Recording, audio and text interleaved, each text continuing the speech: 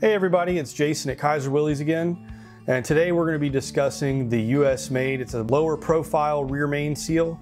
So as you can see here, there's not a lip here on this seal.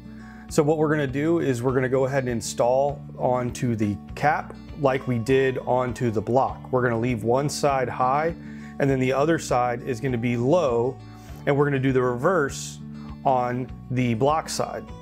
Now once we've got our cap in place, we've got our vertical stick portions going through the cap and the block. We've put a little sealant on it, and then all we have to do here is just torque our bolts down. So once we get these bolts torqued, then we'll be able to put our oil pan and gasket on. And then once you tighten down those bolts in the rear, let it sit overnight. It'll cure that sealant and everything will be sealed up the way that it's supposed to. Thanks for watching.